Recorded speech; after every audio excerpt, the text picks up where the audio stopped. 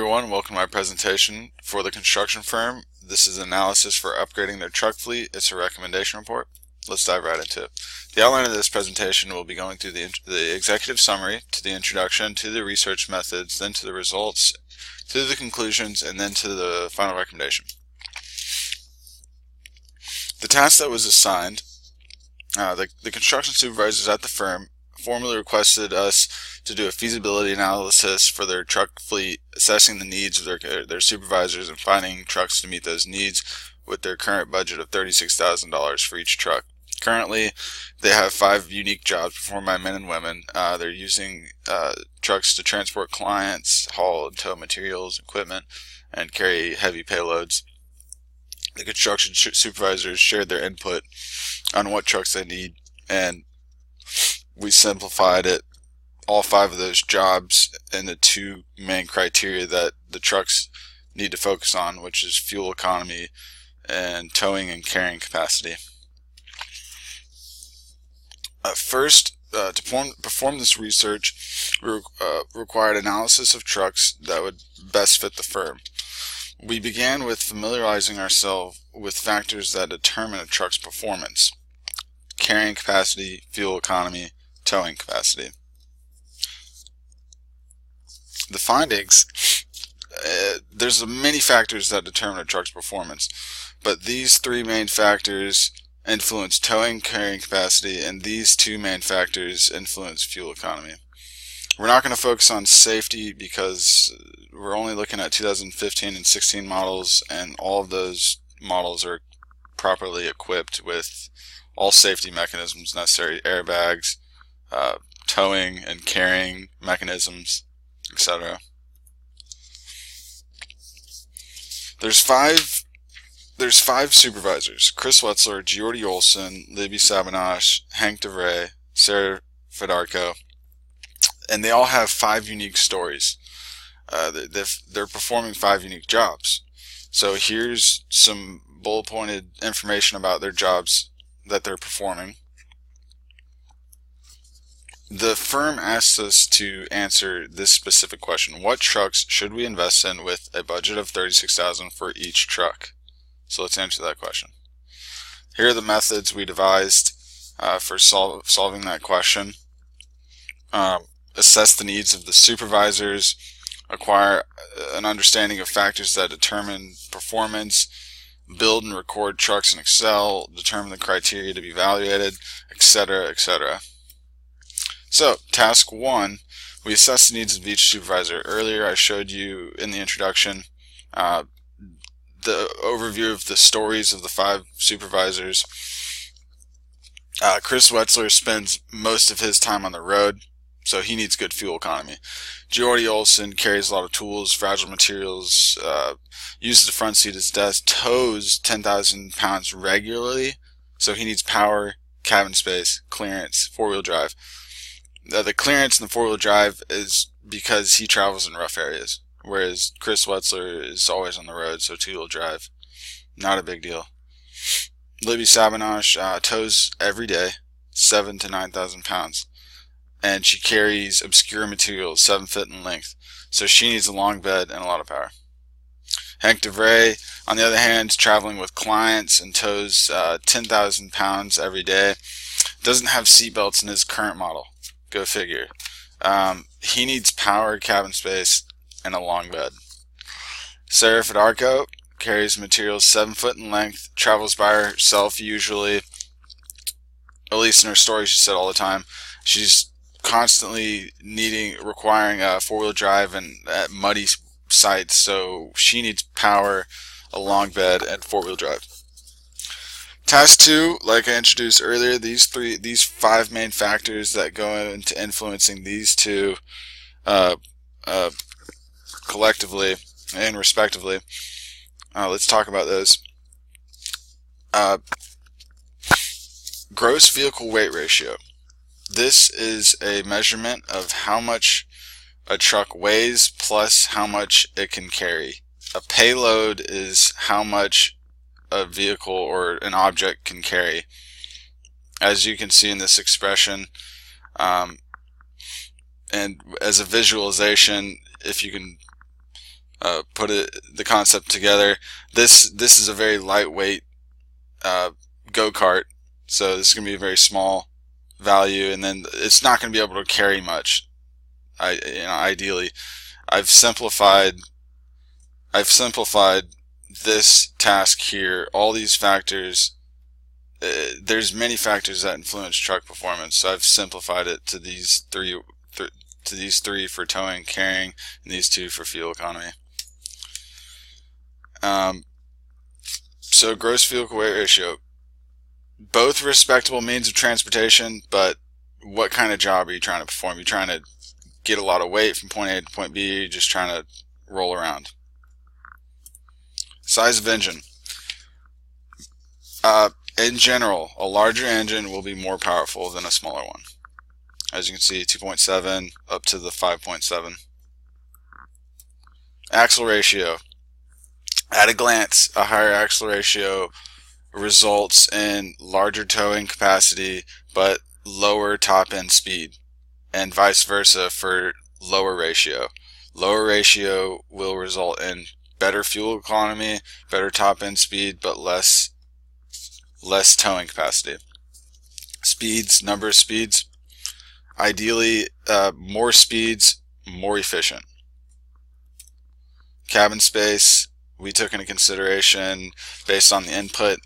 What do the supervisors need? How many people are they traveling with? So you can see you get the standard cab, extended cab, and then the crew cab. And as we looked at their input, we had to determine whether they needed two-wheel drive or four-wheel drive. Also, four-wheel drive and two-wheel drive. If a vehicle is four-wheel drive, it's going to weigh more. If it's two-wheel drive, it's going to weigh less. So task 3, we looked at many trucks and built them online with all specific engine builds, which I listed here. Notice there's some gaps in this spreadsheet, and I will talk about that towards the end of the presentation. So this spreadsheet just shows all the data we documented based on the trucks we looked at, price being one of the big ones. Task 4, we determine the criteria to be evaluated and create multipliers.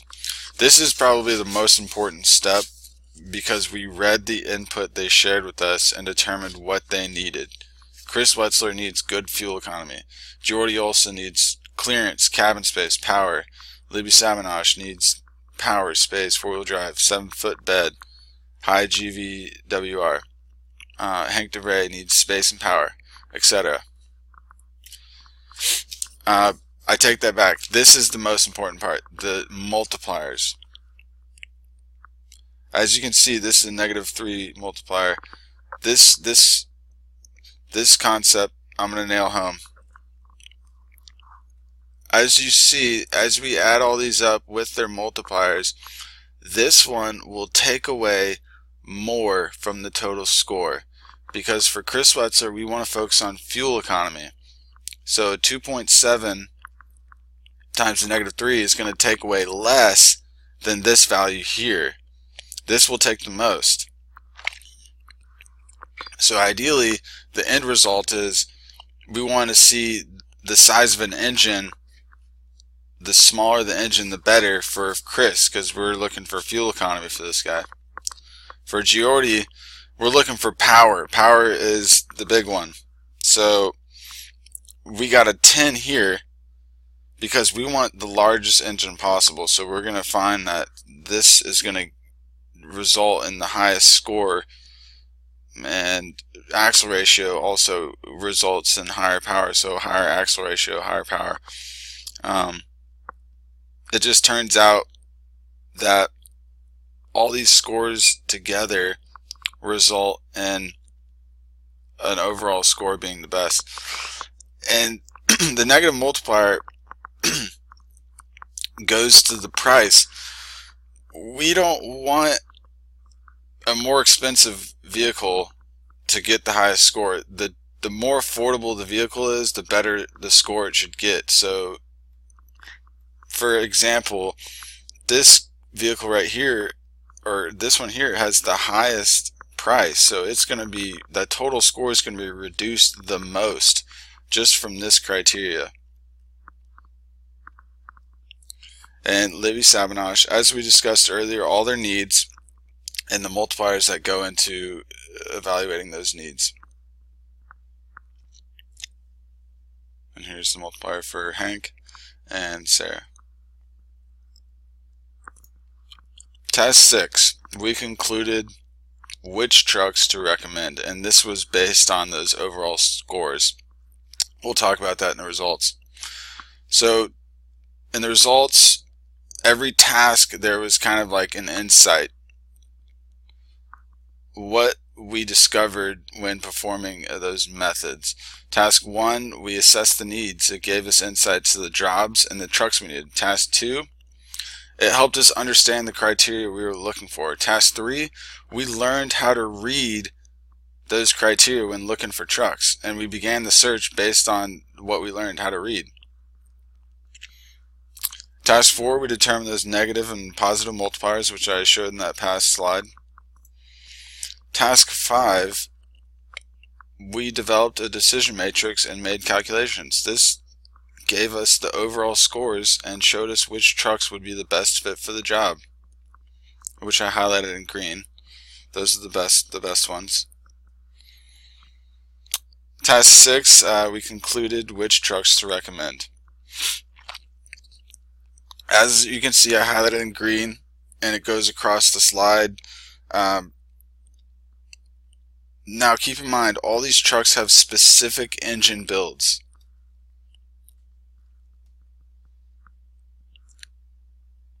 Just take a look here.